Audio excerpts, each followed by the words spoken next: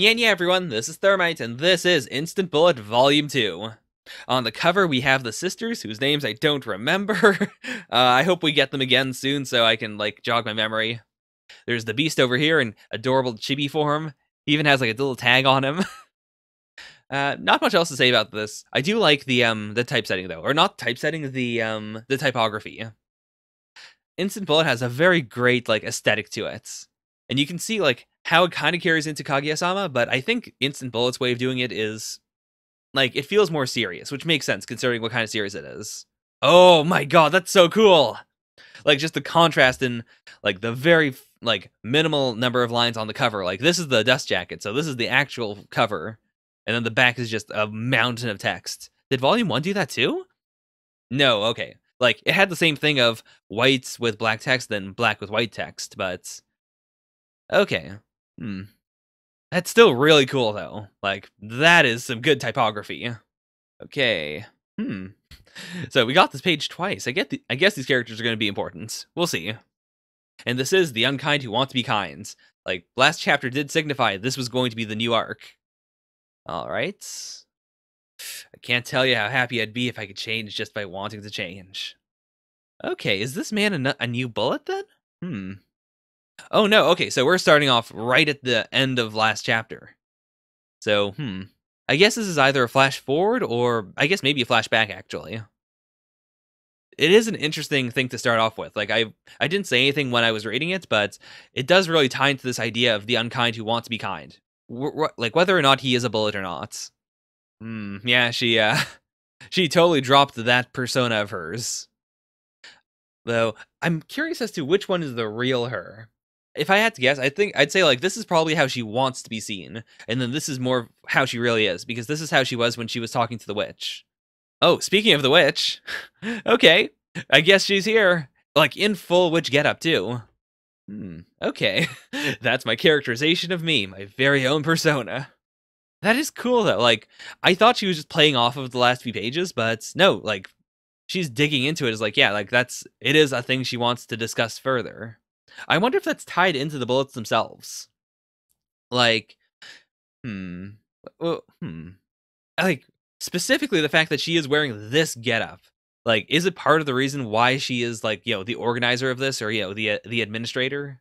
Is it because she's she doesn't have a persona because she is just herself all the time? Oh, okay, yeah, it's gotta be Sarah. It's like she's making enemies while strolling along. That's a really neat way to characterize her. She wants to be a hero. Everything we know about her is she wants to be a hero so badly that she's willing to do horrible things. But at the same time, it's not like she's your typical shonen protagonist who is also very heroic and giving of oneself in normal life. She is very clearly it's a really interesting contradiction. I guess the whole point of instant bullets are they are all contradictions. Going back to this tagline of the unkind who want to be kind. Their powers come from malice, from hatred, and yet our main character is most likely going to be a hero of some sort, right? So that is a really cool idea for a series. I'm just thinking about this during volume 2, but yeah, that is a really clever idea. Okay, sure. Let's dig right into this in the future. I told you I can't. This is my persona, part of my whole identity. I wonder if it's we know that all the bullets have something in common, and they tend to be the kind of people who would have, broken families. I wonder if, maybe it's not specifically, not having multiple personas. Maybe it's, just having an outlet, having one persona that you can truly express yourself in, that gives you a more powerful bullet. Because, it can't be that, you can't have another persona in order to have a powerful bullet, because, Sarah clearly could destroy the entire world if she wanted to, and she's very, very two-faced. So maybe it is, as long as you have a way to express yourself. As long as she can play the hero, her bullet's powerful. And, as long as this person can be the witch. I guess we haven't had a name for her yet, honestly. I keep on calling her the witch because I was waiting for them to drop a name, but maybe they won't. Anyways. Okay. It's a space that we're connected to with my magic. Okay, huh. This is interesting.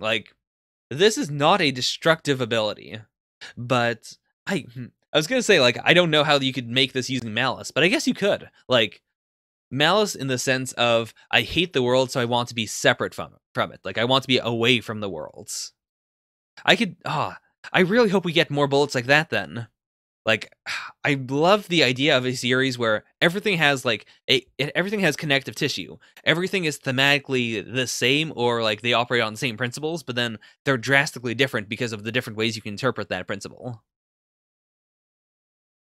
Okay, so the guy who looks like he works in a ramen restaurant is Ryota Maroki. That rabbit in the back is Kokage Fujinami. Oh my god.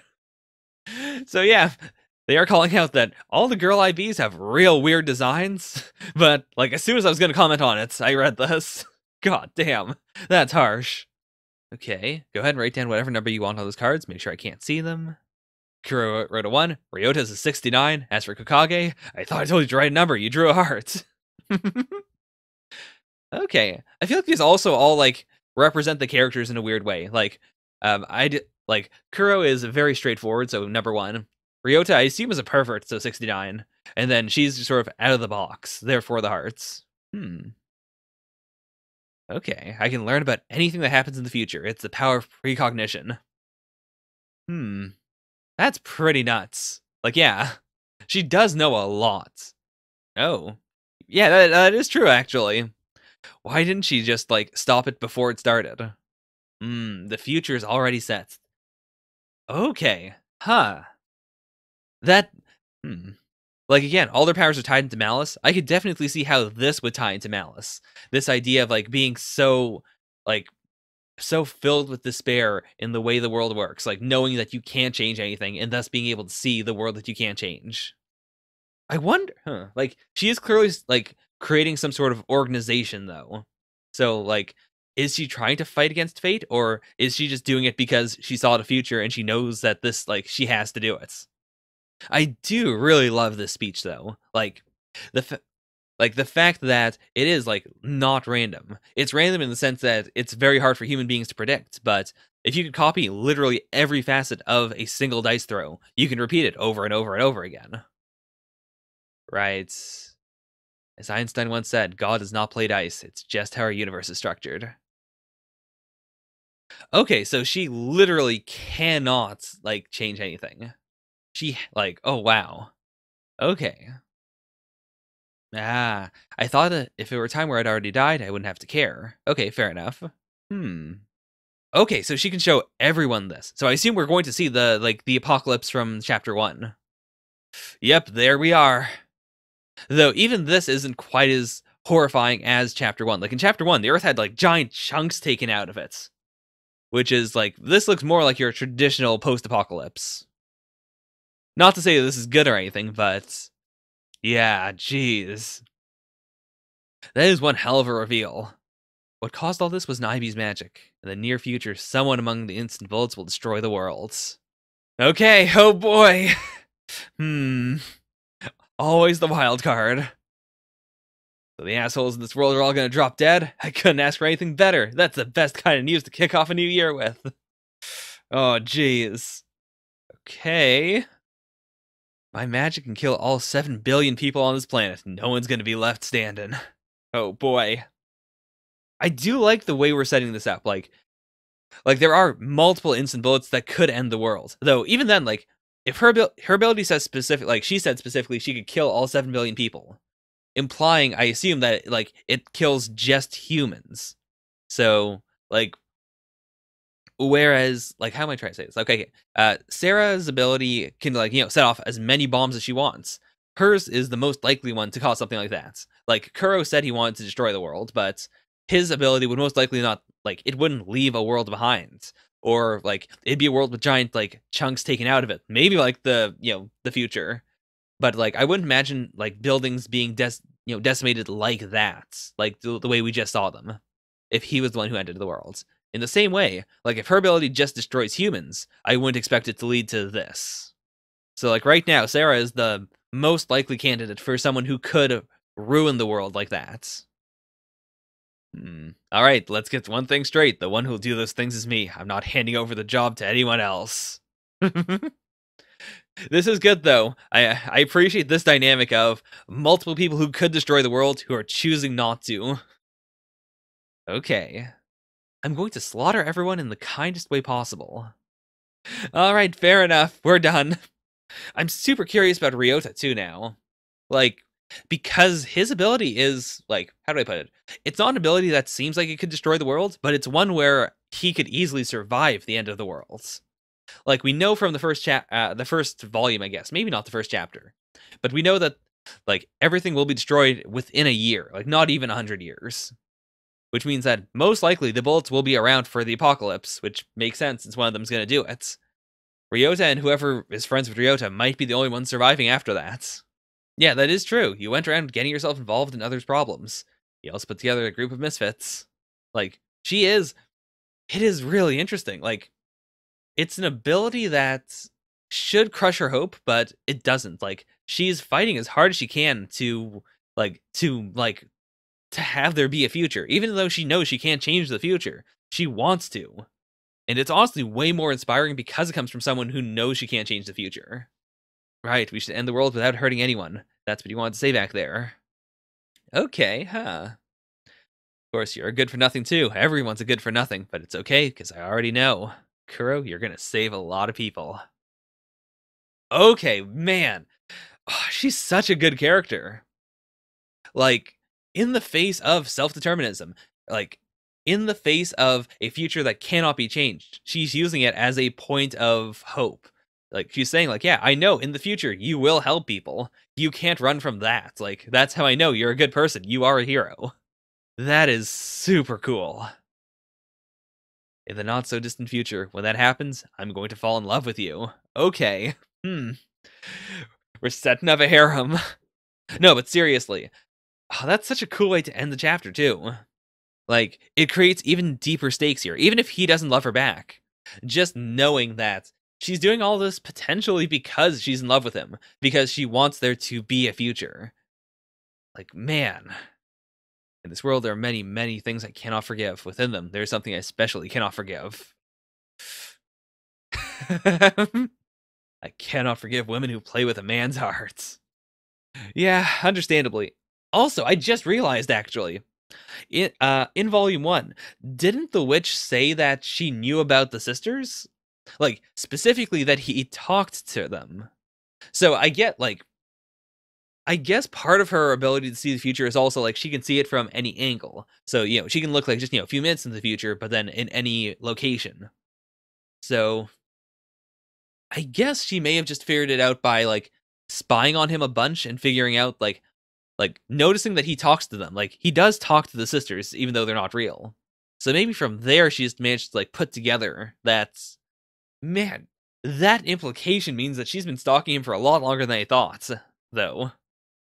I tend to avoid making contact with people. However, when someone shows even the slightest bit of kindness or affection towards me... Right. Aw, that's super cute, though. That is ultra cute. Is this a different group? Because her ability definitely was not called Premonition, it was called Laplace. Yeah, what happens to you will become a kind person. Like, he's just beating the crap out of people, as he usually does. Although, like, I think one interesting thing about a cast that's full of contradictions is that there's also a bunch of ways they can connect to one another. Like, I was just talking to someone about the dynamics of a harem series, and how the main character in a harem series tends to be interesting because, like, I mean, obviously, there are bad harem series. I'm not going to defend every harem, but in a good harem, you have a multifaceted main character who connects with each of the girls in different ways. And here, I can actually see, like, even if Instant Bullet isn't a harem, I can see how that dynamic could be applied to it. Like, he has so many different facets to himself, and each of the girls, plus I assume Ryota later on, will be able to connect with him in a different way. Like, if he wasn't a kind person, he couldn't talk to the witch like that. If he wasn't a violent person, he wouldn't be able to connect to Kokage. Right. It's that straightforward like motivation. They are the bad guys, and I am justice. Violence backed by that logic is irresistible. Yeah, like, she's not wrong. That is one of the thesis statements of the series. it's interesting that she also relates to it that deeply. Like, she's almost stepping on Sarah's territory with that.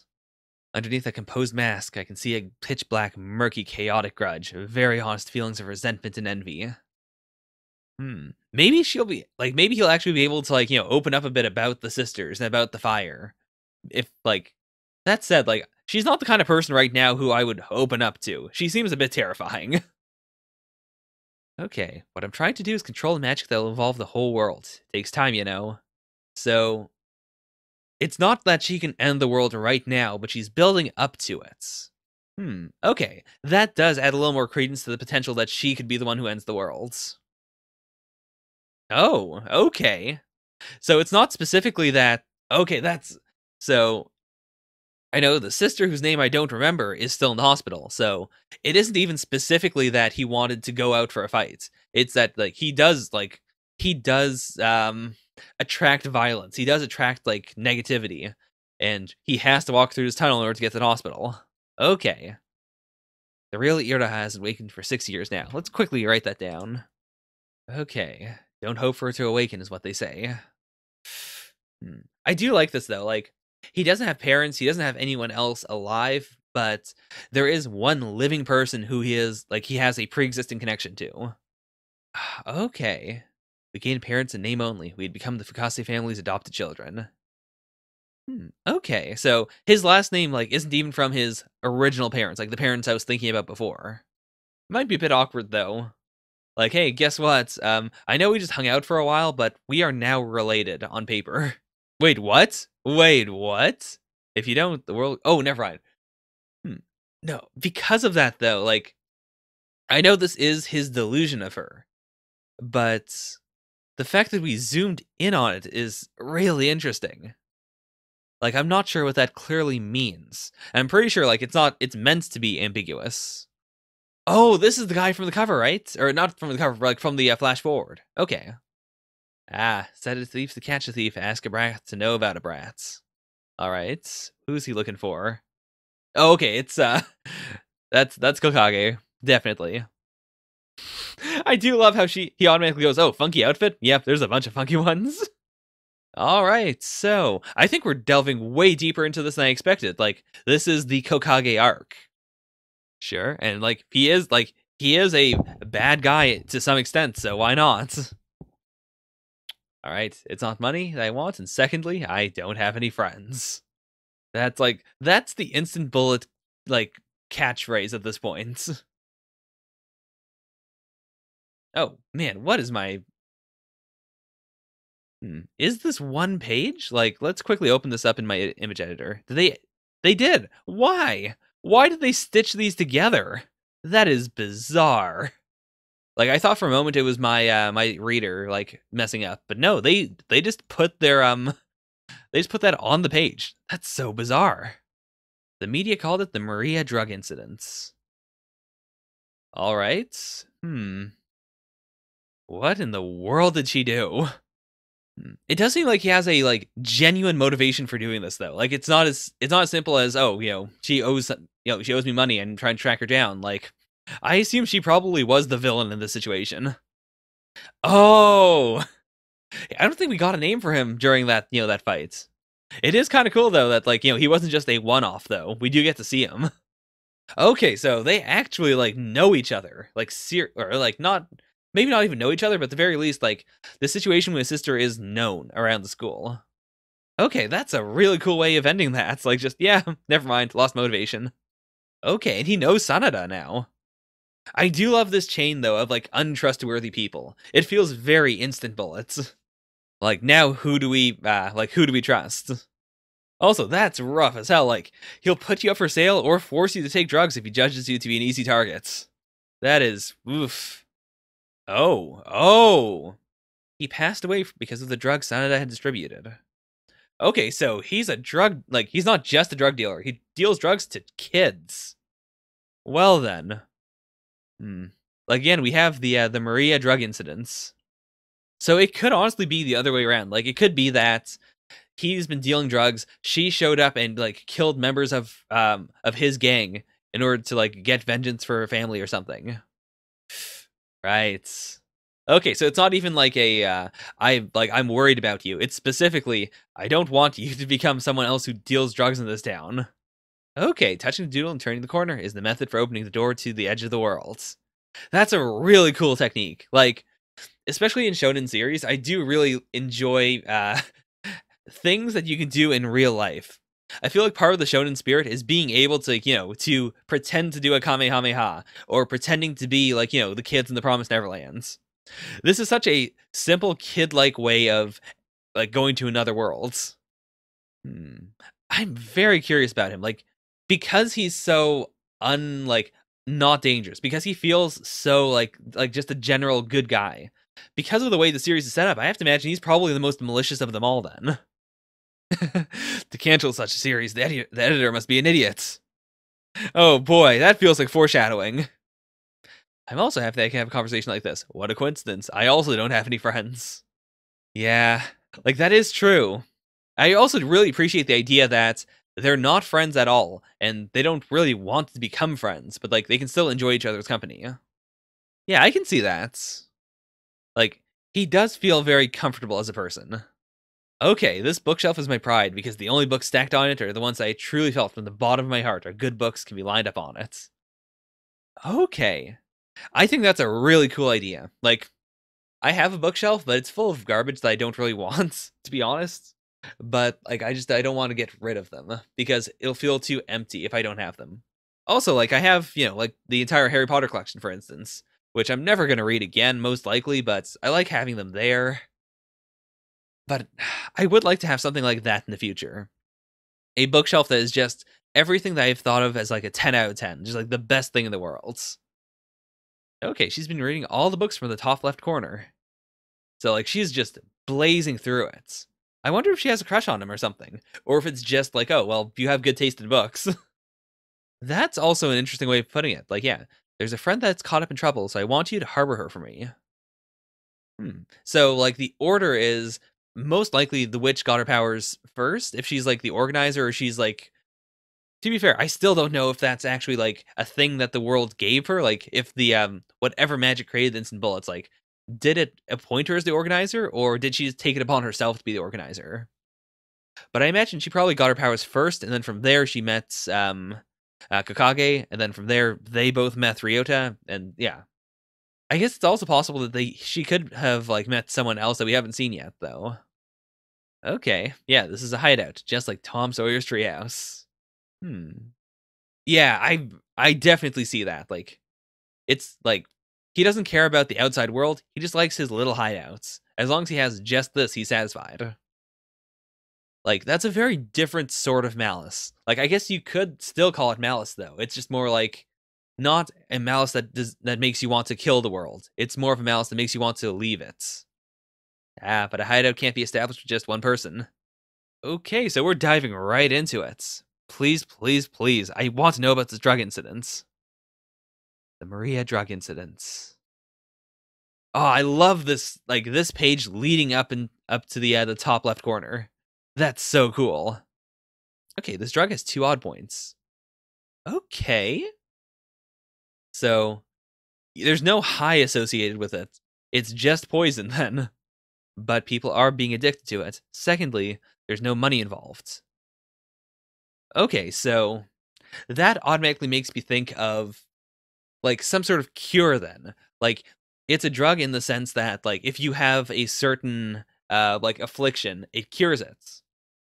But like if you don't have that affliction, just nothing happens. So it's less of a drug trade and more of a like a way to help people who have a certain disease. That's what I'd say. A magic that produces idiots who would happily drink poison and also distribute it to the people around them. Okay, she's mad. If I have to tell you more, I've killed people with that knife. If you think I'm lying, check with the witch. Okay. I don't know. Like, because they're calling it a drug, and like, because of that, like, that makes me think it's not like the way she says it. It sounds like she's saying, "Oh, I can just make people drink poison," but I don't think that's it specifically. It has to be something else. Okay, what is that look too?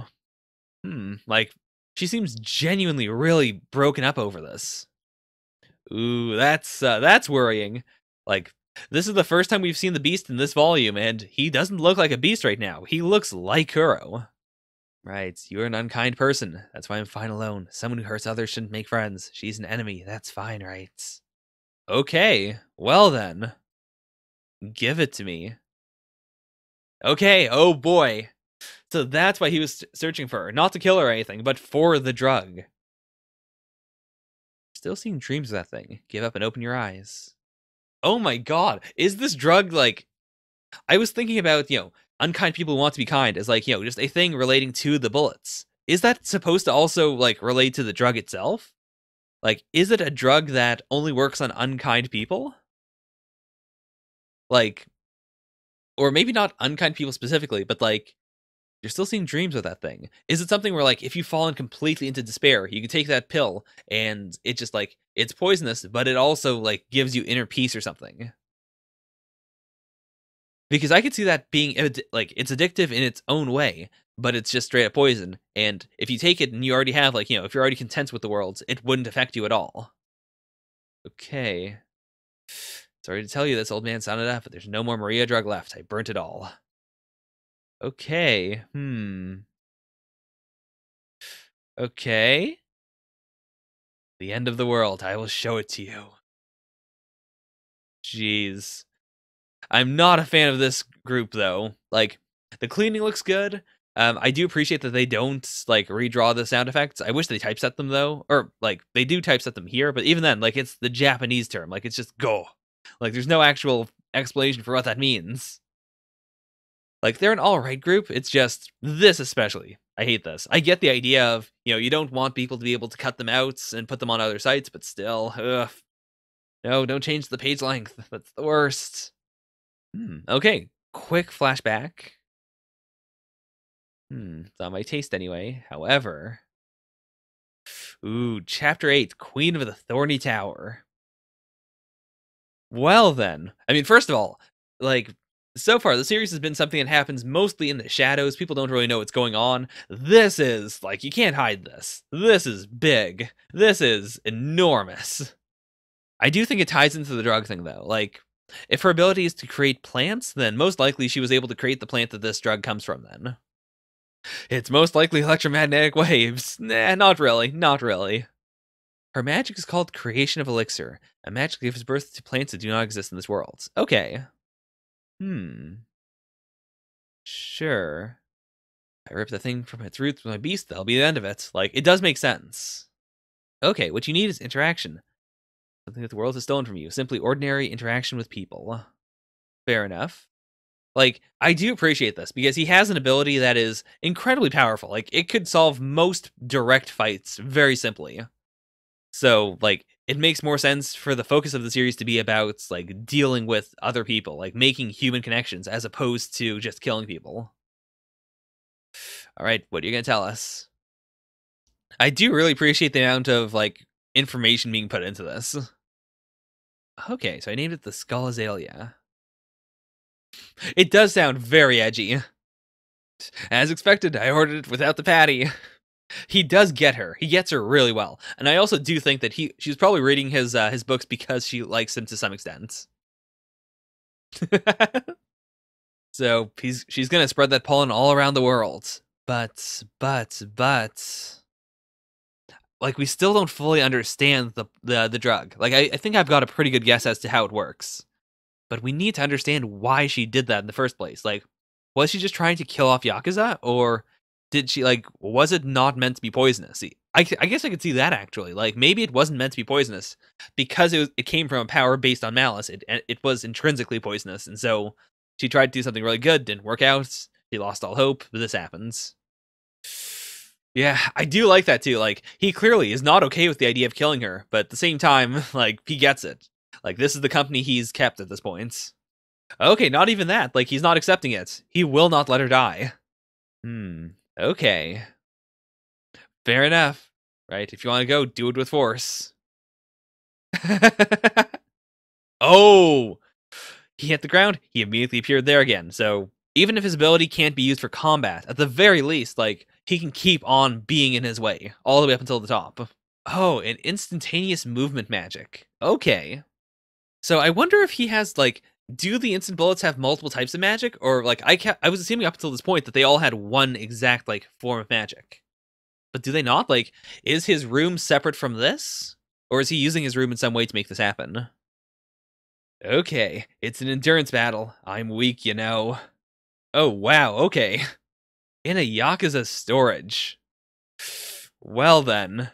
Also, that's interesting in its own way. Like, Miss Witch knew about her, but she was like, okay, you have to go and save her. I don't want to do it, or like, I can't do it for whatever reason. I guess because he has instantaneous movements. Like he was able to teleport in, save her, and then teleport out. Oh, never mind. I can't use my magic in rescuing her. So like he probably teleported in, but once he was with her, he couldn't. She didn't show gratitude. She didn't hold back. Only abusive language was to be heard every time she spoke. Okay. So how did she grow on him then? Ah. It's been carefully organized. They can tell each book has been handled with care. This bookshelf is a good bookshelf. Ah.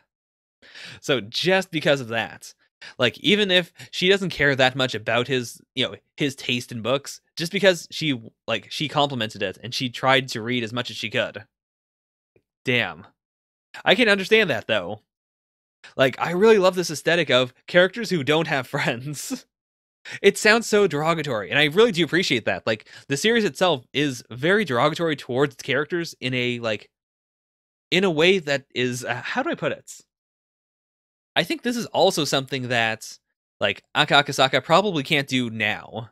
Like it's something that works really well if you are a teenager or if you are like relatively young to like hold disdain for characters while at the same time respecting them. Like understanding like yeah, this is a shitty person, but like they're shitty for a good reason.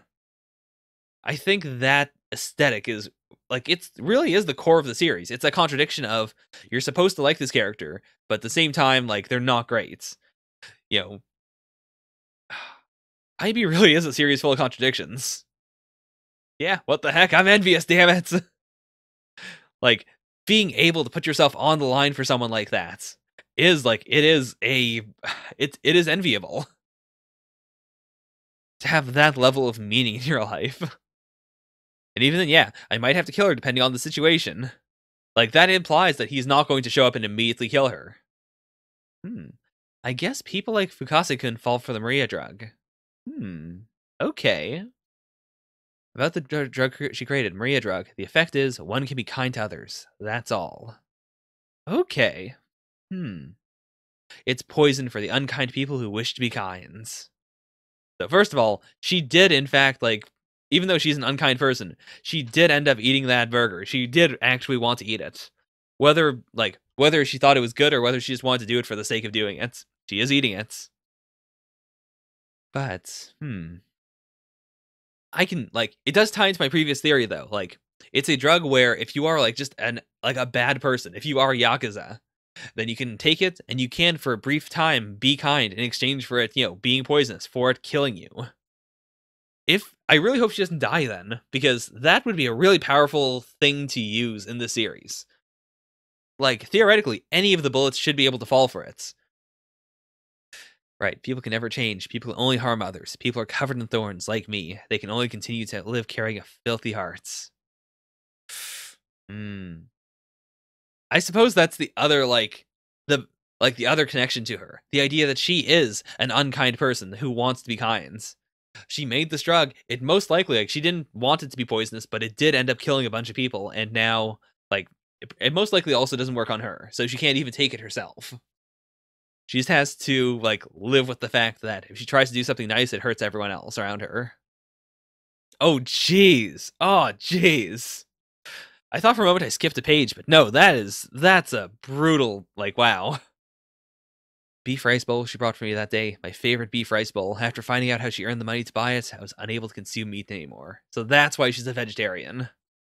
I really appreciate how, like, there are so many elements to her character, but now they're all tying together really nicely. Like, even her plant thing, I assumed she was a vegetarian just because she had plant powers, but no. Like, that ties into it so well. And yeah, that must really hurt her. Like, she clearly doesn't want to be a prostitute. Like, she's trying to raise her kid. And now her kid's suffering because of it. Right. Okay, so her family is in debt, so in order to survive while also paying off the debt, that's really it. That's all she can do. Oh, jeez. It's like on her, like I guess I was gonna say her deathbed. No, she was just like she was just overworked, but it's gonna become her deathbed if like she's like instead of being able to recover, she's just being fucked constantly. Jesus, my mother couldn't live to 30. Then I became an IB. So up until this point, I was saying that, oh, she most likely didn't intend to kill people. Never mind. I think she did. Like, she wanted to poison the underworld. But before then, she also wanted them to, like, to experience the suffering of being kind, of having a conscience. We turn to a medicine that temporarily affects the frontal lobe and calms the user down. I told them it's medicine for idiots. Yeah, so it is what I thought, but that is very impactful. Like, just being sort of a sociopath, and then one day being able to take a drug that just gives you a conscience, that just allows you to show kindness. That is pretty nuts. And yeah, that also explains why they didn't why none of them took any money. Because once you take the drug, you no longer want money. Like you want to just do kind things, and you think of the drug as a kind thing. Even then, like, because of this little sweat drop she has, I assume she never intended for this to happen. Like, she probably wanted to hurt the underworld, but she probably expected it to just hit the underworlds. Like, she probably didn't expect other people. Like, she probably didn't expect it to run this far. Oh, jeez. Also, I found out that the medicine was poisonous. So, it's not, like, maybe she wanted it to be poisonous first, maybe not. But I think she probably did want it to be, like, just a cure. I think that's honestly it. Like, she wanted it to be a cure. She wanted to be a kind person. But because it comes from malice, it poisoned everyone. Like, that also fits her character very well. Of, someone who is very prickly even though she doesn't want to be. Oh, I killed Moroki already, so you won't be able to kill Moroki.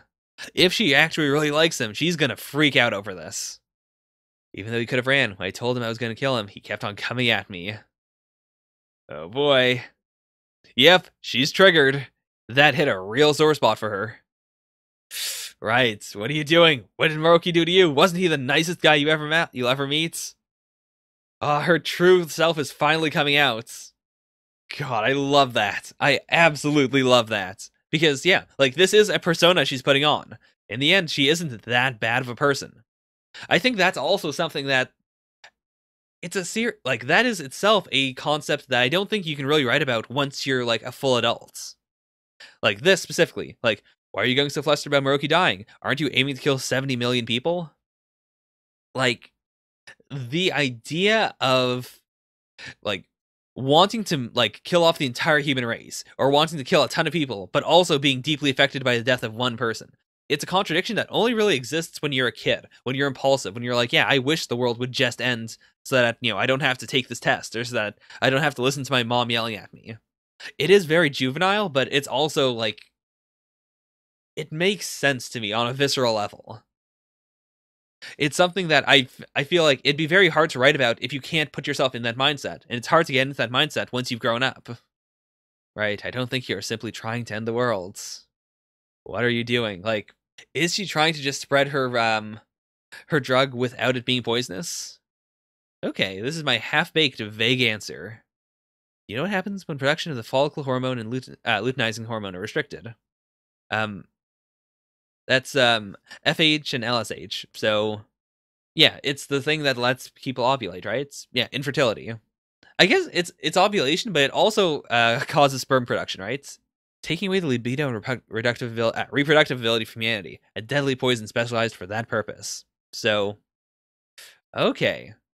I will create a world where no one will be able to reproduce. I will stop the birth of the next generation. Like, that is genuinely an ability that will kill off everyone. Like, it won't murder everyone, but it will cause the end of human beings. People living now can just do whatever and just die whenever. If they start making clones or something, I'll spread a different poison. Then in 100 years, there'll be no one left, right? Like, yeah, I don't think it'll, like, result in the world we saw before. I guess maybe, if everyone knows that they are the last generation, they might, go nuts. But that is a pretty solid way to end the world. I don't think it's a joy to be born. If you can only live hurting others, if you can't be kind, even if you are loved, you can't love them back, then I didn't want to be born. That is, oh man, that hits home real deeply. Like that feeling of like I don't want anyone else to be born because I myself wish I was never born. Yeah, there really isn't a correct answer to that question at all. Okay. All right. I mean, it's been a while since we saw Sarah, but there she is. She's going to save the world. I do appreciate that she is around and that, yeah, she will most likely try to stop the other bullets from ending the world because she wants to. Like, it is a genuinely really cool dynamic for a series. And even then, like, okay, so she never intended for it to be poisonous, but everyone who took it, like, they weren't addicted to it. It's like they weren't chemically addicted, they were emotionally addicted to it. A life where I can't be kind to anyone is meaningless. If it's a world where no one can be kind to each other, if one can't love, even if they are loved, this world can probably come to an end. Isn't that right? That makes a lot of sense. And like it it does ring true to an extent. I don't think it's correct. Sure, it's definitely not correct, but I think it is like I could see people in real life coming to that conclusion, especially if they have lived like, very dirty, disgusting lives like the Yakuza. Oh man. No matter how much of a good for nothing you guys are, even if you are trash and idiot, that's okay. I want you guys to live.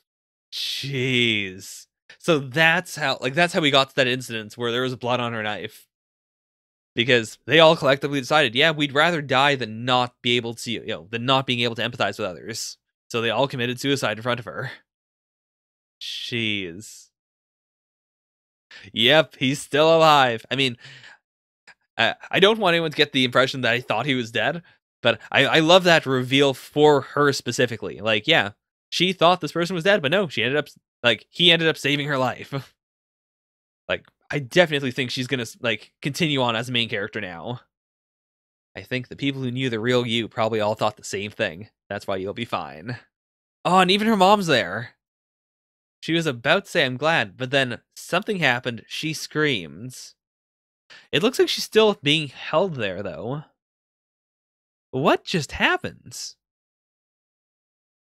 Like, they weren't killed, were they? I don't think so.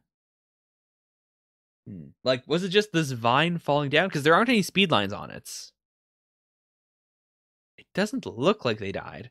With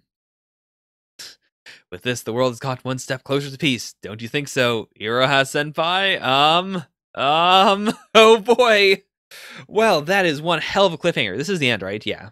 Jeez. Okay, well. I guess the big question then is, like, is the hallucination of Iroha also this? Or, like, is Iroha also a bullet then, maybe? This brings up a lot of questions. I also really appreciate, like, I like the idea of Sarah having someone on her side who is Iroha, like, not just building up like a counter army or like a group of heroes to fight the group of villains. It's specifically like someone who is close to our main character. I don't know what this could possibly mean apart from her being a bullet potentially, but my god. Overall, this was a really good arc. It doesn't look like we've ended the arc either. Like this is still theoretically the unkind who want to be kind arc. Man, what a good volume though. Like both Ryota and Kokage were developed in really interesting ways. Ryota less so than Kokage, but I do hope that, I like the idea of him just being on the back burner for now because we did learn quite a bit about him for like an arc that isn't about him specifically. We don't really know much about Witch Girl, but I feel like she's going to be very important in the future. Not really worried about her being like overall. I think everyone got quite a bit of focus here. Like Sarah had all of Volume 1, so it makes sense that we barely saw her in Volume 2, and we got to see more of Kuro. Like, we got to see him interacting with all the main characters except for Sarah. Or, like, yeah, we did actually get to see him interact with Sarah here at the very least. So far, the series has been very good at juggling all the characters and, like, developing its own themes. It is really, really good. Looks like, so far, at this point, like, the one series I can compare this to is honestly Lucifer and the Biscuit Hammer, and I don't really like that series. I thought it was very messy, and it had interesting themes, but overall, I didn't like a lot of the characters very much. So far, as of Volume 2 of Instant Bullet, I like it a lot more than Lucifer. It is just, it's so solid. Anyways, I think I've rambled on way more than enough, so we'll just end it there. Thank you guys so very much for watching. I guess I don't have any, like, we've left this on a pretty, like, interesting cliffhanger of, like, actually, wait a minute. Was this not, like, I thought of it as, like, a scream of death. What if it's just, like, what if it's just her, like, realizing what the situation is here? Like, just freaking out because she's finally realized that she's, she could die. Like, she snapped out of her, like, the weird state she's been in all this time. That could also be it. We'll see, but, like, between the, like, not knowing what's going on here and also the reveal of Iroha, there's a lot that can happen. So, okay, let's properly end it now. Thank you guys so much for watching. Bye for now. Nya nya.